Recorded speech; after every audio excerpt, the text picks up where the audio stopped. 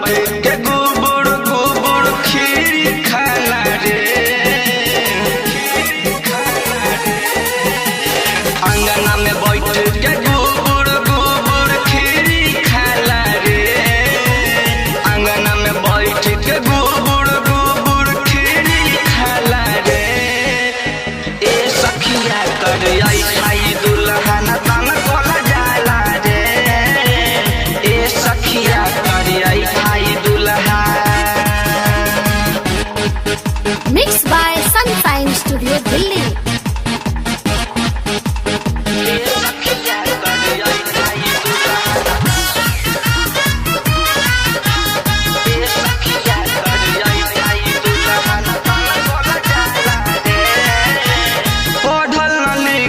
खोजले कहाँ से पापा ऐसन दामाद रे, जाने कहाँ एकर विद्या उधर गई ना बाये कराया दरे,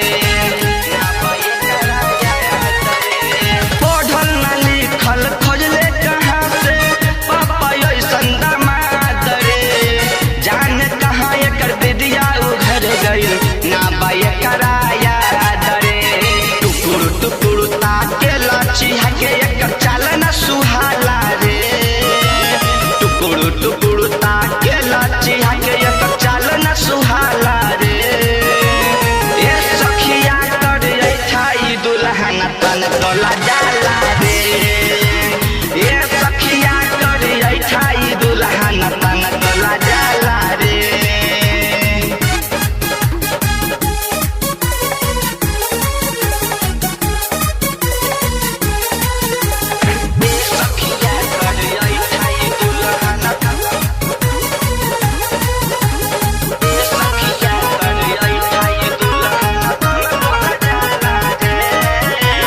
खिचसन फोटो एकर है नया बसन, ई हो एगो नमूना हो। अखिया बुझाला बनसा में नसाइल, नक बुझाला झुना झुना हो। खिचसन फोटो एकर है नया बसन, ई हो एगो नमूना हो। अखिया बुझाला बनसा में नसाइल, नक बुझाला झुना झुना हो। मुहमा फूला बले बला गे नचनिया पंकज यगराला रे, मुहमा फूला बले बला गे नचनिया पंकज यगराला रे।